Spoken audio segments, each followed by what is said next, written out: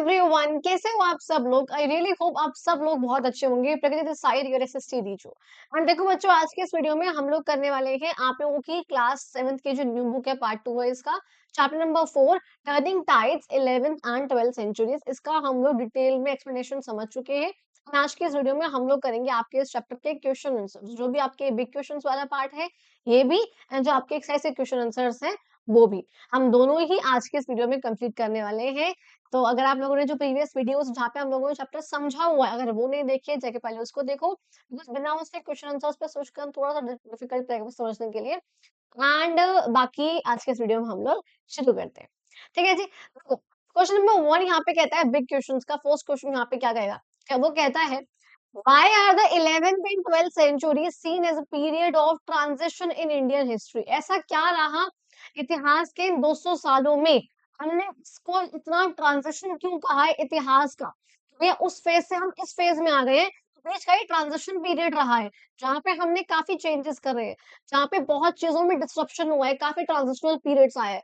तो ऐसा उस टाइम पे क्या चीजें हुई है, उसको हमने जानना है। अलग अलग एस्पेक्ट्स में हम इसको समझेंगे।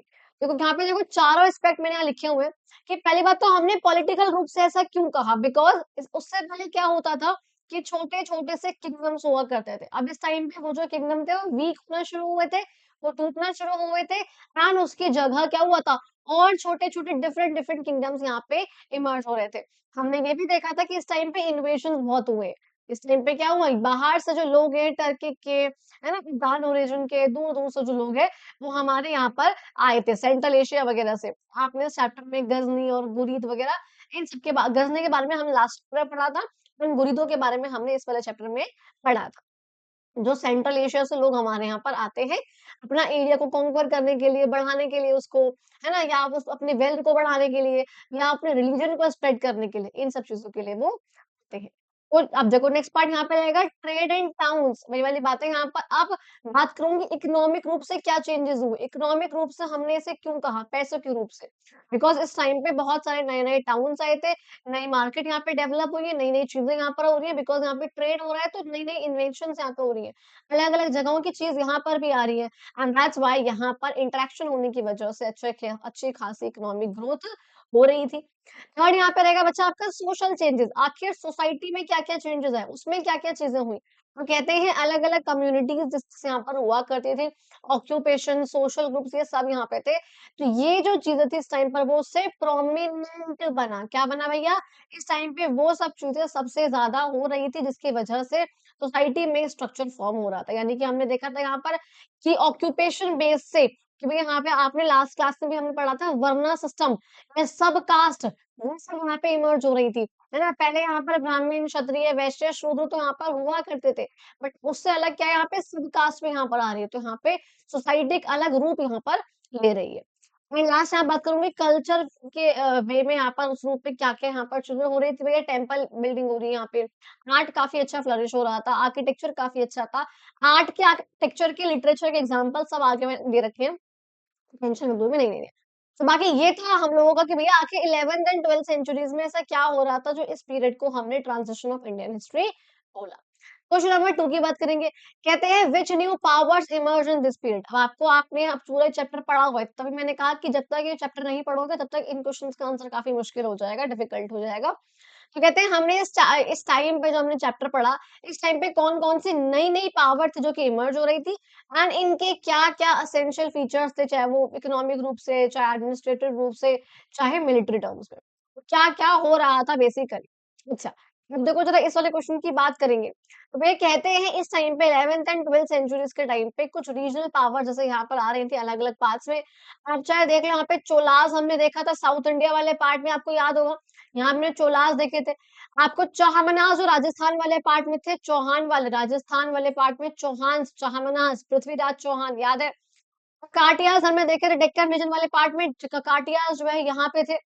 सेना डायनेस्टी यानी कि जो बंगाल वाला पार्ट है, यहाँ पे हमने सेना भी देखे थे, एंड चालुक्यास देखे थे वेस्टर्न, यहाँ पे ऊपर की तरफ, एक तरफ यहाँ पे चालुक्यास यहाँ पर भी थे, एंड एक हमारे चालुक्यास जो मेन रहे हैं वो यहाँ पर भी रहे हैं। और ये वाला पार्ट जो है पहले था हमारे वेस्टर्न चालुक्यास का, एंड ये वाला पार्ट जो है बाद में बन गया था ईस्टर्न चालुक्यास का। इसलिए मैंने बोला चैप्टर में मैंने आप लोगों को विजुअल सब कुछ दिखा दिखा के सब कुछ समझा रखा है, तो उसको पहले चेकआउट कर सकते हो। कहते हैं इन टाइम्स के इकोनॉमिक में क्या-क्या रहा है, मिलिट्री के सिस्टम कैसे रहे हैं एंड एडमिनिस्ट्रेशन यानी कि शासन करने के सिस्टम कैसे रहे। इकोनॉमिक के टर्म्स में बात करूँगी भैया पैसों के टर्म्स में एग्रीकल्चर जो इनका मेन सोर्स था।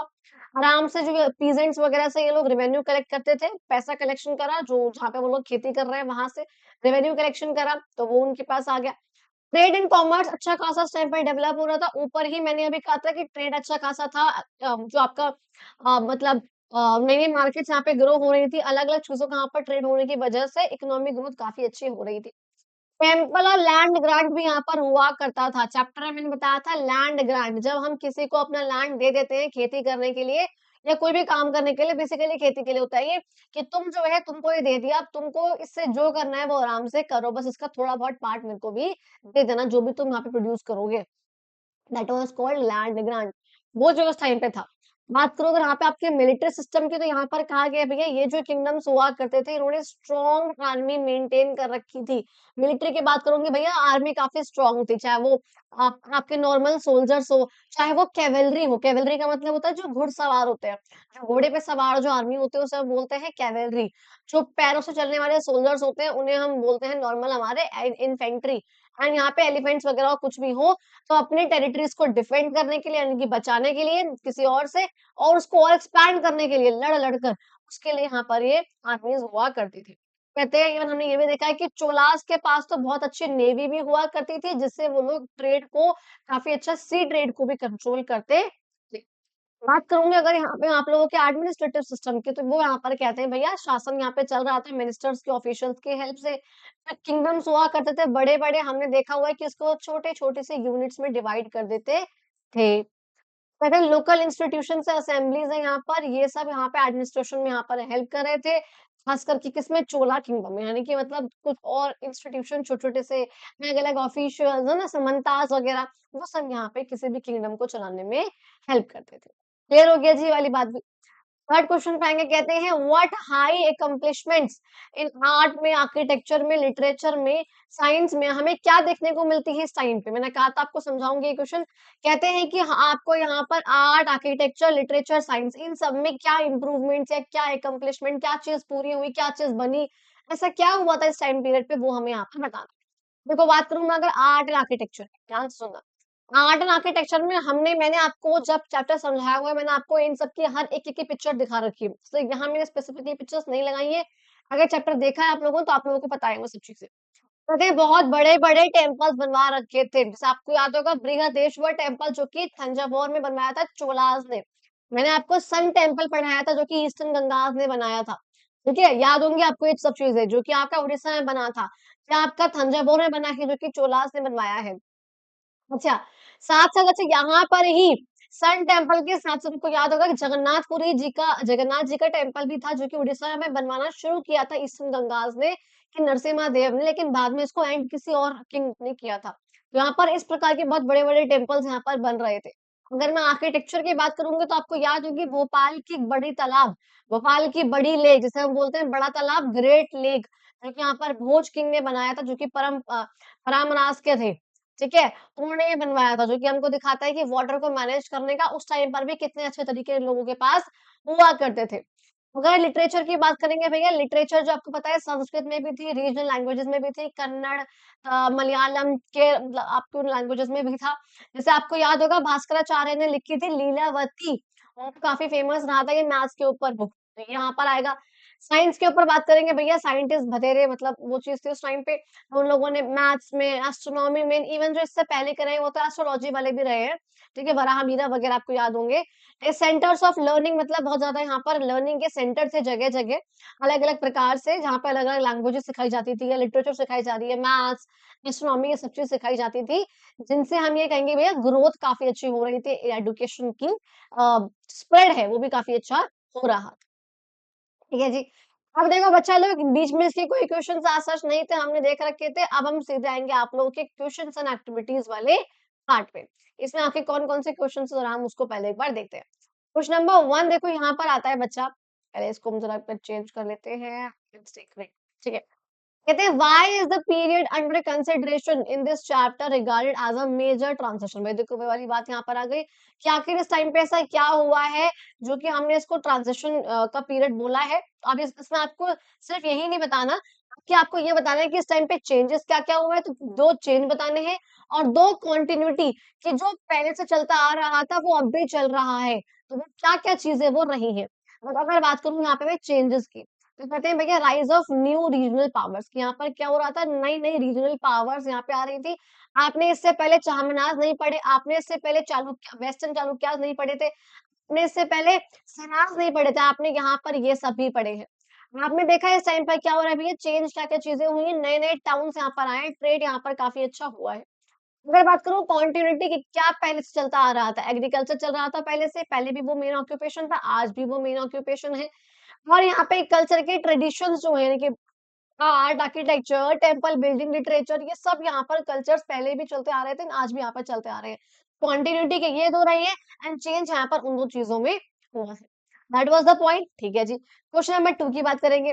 Observe figure 3.27। अब देखो आपको यानी कि चैप्टर नंबर 3 की फिगर है ये। आपको वो पिक्चर याद है चैप्टर नंबर 3 में, जहां पे क्या कर रखा था, स्टार बना रखा था। स्टार बनाकर यहाँ पर जितनी भी उस चैप्टर में डायनेस्टीज पड़ी थी, उन सब डायनेस्टीज को यहाँ पर दिखा रखा था। आई होप याद होगा। अगर नहीं याद है तो कोई बात नहीं, फिर मुझे दिखाना ही होगा, no other option then that. मैं आपको दिखा देती हूँ एक बार कि आखिर वो कौन सी मैं किस चार्ट की बात कर रही हूँ, मैं किस उसकी बात कर रही हूँ। तो वो मैं आपको भी दिखा देती हूँ, जस्ट अ सेकेंड और जस्ट अ मिनट। हाँ, इसके बाद ही आएगा, जहाँ पे हमने जो भी डायनेस्टीज पढ़ी थी स्टार बनाकर उन सबको दिखा रखा था। तो ऐसे सेम कहते हैं कि आपको सेम तरीके से ऐसे स्टार बना के इस चैप्टर में आपने जिन जिन डायनेस्टीज के बारे में पढ़ा है, आपको उन सब डायनेस्टीज को दिखाना है। ये जो है चीज आपको इस क्वेश्चन में बोली गई है, ठीक है। एक second, let me just search, ठीक है, अगर नहीं मिले तो सर्च।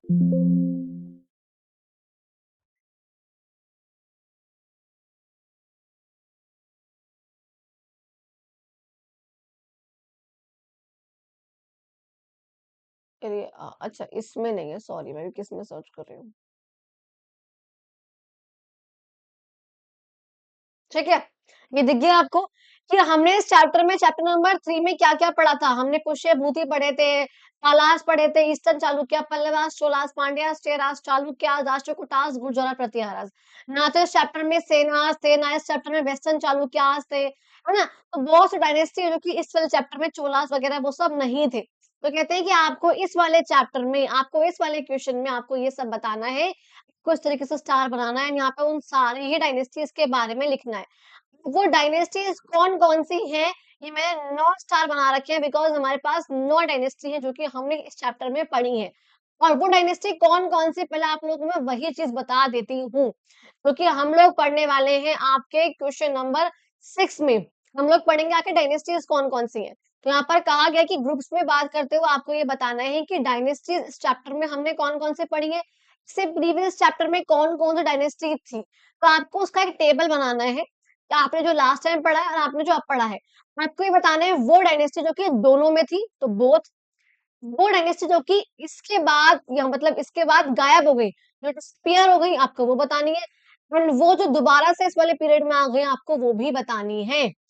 को वो तीनों ही प्रकार के यहाँ पर टेबल में सब कुछ बताना है। क्योंकि मैंने यहाँ पे इस तरीके लिखा हुआ है कि हमने लास्ट चैप्टर में पढ़ा था चालुक्यास, पालास, पल्लवास, राष्ट्रकूटास, गुर्जर, प्रतिहारास, पांड्यास, चेरास के बारे में। इस चैप्टर में हम लोगों ने पढ़ा है चोलास के बारे में, चाहमानास के बारे में, काकतीयास के बारे में, सेलास, चालुक्यास, होयसालास, ईस्टर्न गंगास, चंडेलास एंड परामरास। तो ये आपकी 9 डायनेस्टी है, इसके बारे में हमने इस चैप्टर में पढ़ा हुआ है। यहाँ मैंने इस वाले चैप्टर की आपके इस वाले क्वेश्चन की टेबल बना रखी है। वो डायनेस्टी जो कि दोनों ही पीरियड्स में थी, वो जो कि डिसअपीयर हो गई थी 6 से 10 सेंचुरीज के बाद, मतलब ये इसके बाद इनका जिक्र नहीं होगा। बट वो जो कि बाद में और इमर्ज भी हुई हैं, वो कौन-कौन सी हैं? देखो चालुक्यास तो भैया इस टाइम पर भी थे, 6 सेंचुरी से लेकर के एंड वो 11-12 तक भी चालुक्यास थे। बहुत लंबा टाइम पीरियड तक जो है चालुक्यास रहे हैं, वो बाद में चाहे बँट गए एंड फिर वेस्टर्न बन गए, ईस्टर्न बन गए, लेकिन चालुक्यास बहुत लॉन्ग टर्म तक रहे हैं। पर ये जो कोई डायनेस्टी है हमारी, ये सिर्फ़ और सिर्फ़ 10th सेंचुरी तक रही है। 10th के बाद जो है इनका ज़िक्र आपको देखने को नहीं मिलेगा। बट बात करूँगी 11th-12th की, 11th-12th में जो आपको ये सब देखने को मिलेंगे, चोलास, चाहमानास, ककातियास, सेनास, होयसाला, ईस्टर्न गंगास एंड चंडेलास और परामरास। तो कहते हैं कि इन 9 के नाम, ये 9 नेम है, ये 9 है, इन 9 के नाम आपको जो है यहाँ पर लिख देने हैं इसी प्रकार का स्टार बनाकर। बस आपको ये कहा गया, तो यहाँ पे आप लोगों का क्वेश्चन नंबर 2 और 6 दोनों ही मैंने करा दिए। मेरा क्वेश्चन नंबर 3 पे आता है, जो कि आप लोगों को ऑल्दो खुद करना है ये चैप्टर, आई मीन ये क्वेश्चन। क्या कहते हैं देखो, कहते हैं आपको सब कॉन्टिनेंट का मैप लेना है, यानी कि जो इंडिया के अलग-अलग यहाँ पे इवन चाइना भी उसके अंदर हुआ, या सॉरी पाकिस्तान हुआ, उसके साथ बांग्लादेश हुआ, म्यांमार हुआ, नेपाल हुआ, भूटान हुआ। ये जो पार्ट जो प्रॉपर यानी कि पहले का इंडियन सब कॉन्टिनेंट था, आपको इसका मैप लेना है। और बताना है draw a geographical tour that covers almost all dynasties in this chapter. And आपको क्या करना है कि इस चैप्टर में आपने सब कॉन्टिनेंट बनाया, अपना इंडिया का बनाया, इंडिया का मैप। मैंने आपको बताना है कि कहाँ पर कौन-कौन सी डायनेस्टी हुआ करती थी, तो आपको उसका एक मैप प्रिपेयर करना है। ऑल्दो बुक में ये चीज़ बहुत क्लियरली दिखा रखी है, तो आप लोग वहाँ से उसको कर सकते हो। क्वेश्चन नंबर 4 की बात करेंगे, नॉट वेरी इंपॉर्टेंट, लेकिन हाँ जस्ट ऐसे ही मैंने करा दिया फिर भी। कहते हैं with the help of map of India and south east Asia, आपको अपने इंडिया का मैप लेना है एंड आपको यहाँ पे साउथ ईस्ट एशिया वाला जो पार्ट है वो भी यहाँ पर देखना है। आपको इसके बीच का डिस्टेंस नापना है। बहुत ही वेग सा क्वेश्चन है वैसे तो, लेकिन कहते हैं कि आपको इसके बीच का डिस्टेंस नापना है, approximate distance that Rajendra one, जो कि चोला के पहले किंग थे, फ्लीट ऑफ शिप्स, या फ्लीट का मतलब क्या है, जो शिप्स का एक साथ बहुत सारे कलेक्शन ऑफ शिप्स को हम बोलते हैं फ्लीट। तो they had to navigate to reach their objective, यानी कि जो हमने पढ़ा था कि राजेंद्र वन के शिवराज्य एम्पायर के साथ, जो उनके शिवविजय एम्पायर के साथ जो उनके रिलेशंस थे, कहते हैं जब उनका ट्रेड हो रहा था उनके बीच का, या फिर रिलेशनशिप था जैसा भी, तो उसमें कितना डिस्टेंस है हमारे इंडिया और साउथ ईस्ट एशिया के बीच में। तो मैंने यहाँ पे जस्ट आपको ऐसे इसके बीच में बता रखा है कि हाँ जी, इसके बीच में अराउंड अराउंड 2500 से 3000 किलोमीटर तक का डिस्टेंस है। Not very important.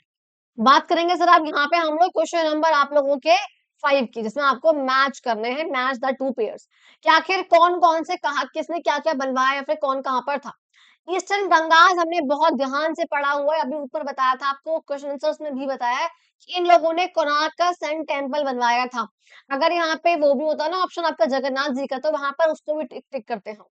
अच्छा अच्छा चंडलास ने क्या करा, चंडलास का आपको याद होगा, केंद्रीय महादेव जी का जो टेम्पल, जो मैंने कहा था कि बहुत फैसिनेटिंग है, बहुत सुंदर है, मैंने लेक्चर के बीच में आपको स्पेशली बताया था उसके बारे में, कि मुझे इतना ज्यादा सुंदर लगा कि बहुत देर तक उस टेम्पल को बस देखती ही रह रही थी। वो इतना ब्यूटीफुल टेम्पल था वो। रामराज याद आ गया आपको, किंग भोज, परामराज। तो इनके बारे में क्या है, किंग भोज का नाम आता है, आपको याद हो गया होगा, इनके द्वारा बनाया गया आधा अधूरा टेम्पल जो रह गया था, that was called Bhojeshwar temple, उसका यहाँ पे नाम आ जाएगा। अच्छा, होयसालास, अभी हमने पढ़ा होयसालास कहाँ पे थे, कर्नाटक में थे, फिर बेलूर वाले पार्ट में। एंड चोलास तो भैया सब बच्चों को रटा ही हुआ है, ऊपर बताया अभी मैंने बृहदेश्वर टेम्पल। तो ये जो है इसका यहाँ पर tick the correct match the column यानी कि हो जाएगा। नंबर 7th पे आते हैं, कहते हैं using the chapter and any additional reading, prepare करना है आपको शॉर्ट नोट, यानी कि आप इस चैप्टर का यूज कर सकते हो एंड आप कुछ और भी यहाँ पे आर्टिकल पढ़ सकते हो, ये बताने के लिए, इसको इसके ऊपर शॉर्ट नोट लिखने के लिए। Why centres of learning like Nalanda was important, कि हम जो कहते हैं Nalanda was so important, university was so important, तो हम ये चीज क्यों कहते हैं कि ऐसा उतना इम्पोर्टेंट क्या था उसके अंदर, क्यों इतना इम्पोर्टेंट है वो। एंड बी यहाँ पे रहेगा, हाउ देयर डिस्ट्रक्शन में हैव अफेक्टेड इंडियाज एजुकेशन, कहते हैं और जो उसका जो वो तहस-नहस हो गया, डिस्ट्रक्शन हो गया, उस चीज़ का क्या इम्पैक्ट पड़ा, ये भी हमें यहाँ पर बताना होगा। देखो बात करूँगी आखिर वो इम्पोर्टेंट के क्यों था नालंदा, जो कि बिहार में आपको पता है यूनिवर्सिटी है। मैंने बताया था चैप्टर के दौरान भी, जब हमने नालंदा की बात करी थी, तभी मैंने आपको ये चीज़ बताई थी कि जब नालंदा यूनिवर्सिटी हमारे यहाँ पर थी बिहार में, उसमें बहुत दूर-दूर से जो लोग हैं वो पढ़ने आते थे, अलग-अलग कंट्री से लोग पढ़ने आते थे एंड हमारे यहाँ पे बहुत ही ट्रस्टेड स्कॉलर्स, प्रोफेसर्स जो है वो पढ़ाया करते थे। जैसे आज यहाँ के लोग उठ के ऑक्सफोर्ड जाते हैं पढ़ने के लिए, अलग-अलग जगह जाते हैं पढ़ने के लिए, सेम ऐसे पहले यूएस, यूके के लोग चाइना के लोग यहाँ आते थे पढ़ने के लिए। तो वो जो इसकी बहुत बड़ी इम्पोर्टेंस यहाँ पर वो रही है कि इसमें स्कॉलर्स, स्टूडेंट्स बहुत दूर-दूर के थे। इसमें अलग-अलग प्रकार के सब्जेक्ट्स, चाहे वो बुद्धिस्ट की फिलॉसफी है, ग्रामर है, लॉजिक है, एस्ट्रोनॉमी है, मेडिसिन है, मैथ्स है, कुछ भी है, वो सब जो है इसमें यहाँ पर पढ़ाया जाता था।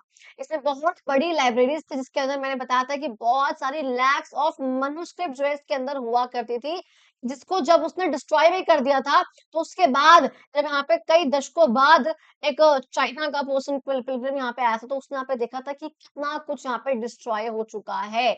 और इससे क्या हुआ था भैया, इंडिया का एजुकेशन सिस्टम बहुत स्प्रेड हुआ था, कल्चर बहुत स्प्रेड हुआ था अलग-अलग रीजन्स में। जब ये खराब हो गया, जब ये डिस्ट्रक्शन हो गया इसका, तो इसका एजुकेशन पे और कल्चर पे क्या इम्पैक्ट पड़ा? वो कहते हैं जब ये खराब हो गया, ज़ाहिर-सी बात है लाइब्रेरीज़ खराब हो गई यहाँ पे, नष्ट हो गई, सारी मैन्युस्क्रिप्ट्स यहाँ पे नष्ट हो गई, जो ज़रा बहुत बची वो सिर्फ़ वो बची जो यहाँ के जो प चाइना के पिलग्रिम या कहीं और के लोग यहाँ से ले गए थे अपनी-अपनी जगहों पर, ताकि उनको ट्रांसलेट कर सके अपनी लैंग्वेज में और वहाँ के लोगों को भी उस रिलीजन के लिए बना सके। जैसे आपको पता होगा जो बुद्धिज़्म का जो भी यहाँ पर था, वो उतनी जो मैन्युस्क्रिप्ट्स वगैरह है बुद्धिज़्म का बहुत कुछ जो है यहाँ के लोग वहाँ से यहाँ से ले गए थे चाइना के लोग एंड जाके उन लोगों ने वहाँ पे बुद्धिज़्म को स्प्रेड किया एंड भी आज वहाँ का मेन रिलीजन यानी कि बहुत जो लोग फॉलो करते हैं वो है बुद्धिज़्म। चाइना में सेम ऐसे श्रीलंका में ये चीज़ चलती है बहुत।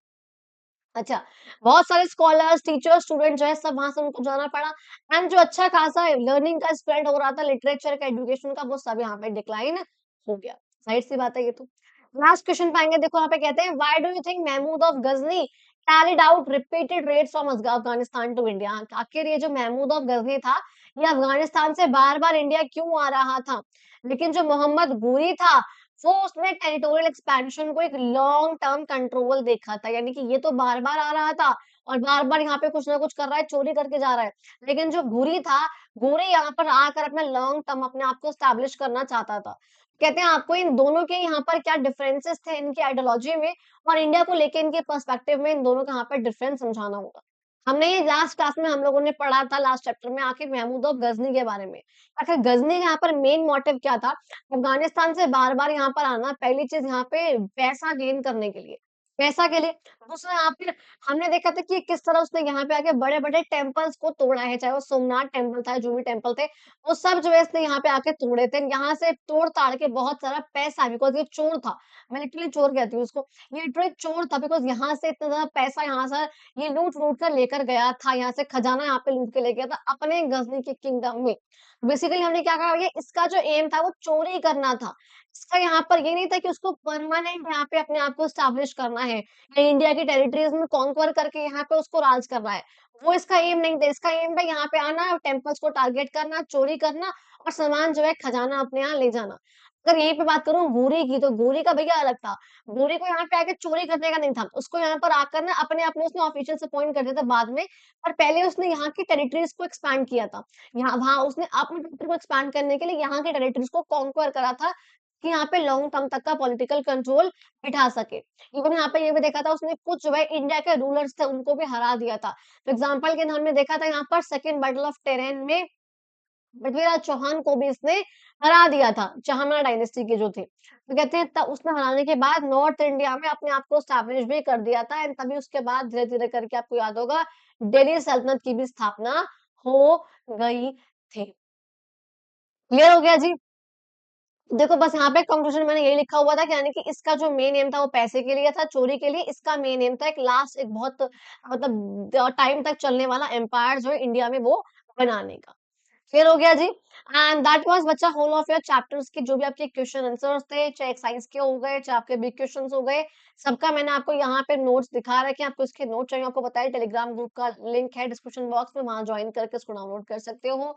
सारे ही पीडीएफ्स को आपको वो इज़िली मिल जाएँगे। बाकी चलिए, थैंक यू सो मच मिलते हैं हम लोग अपनी अगली वीडियो में।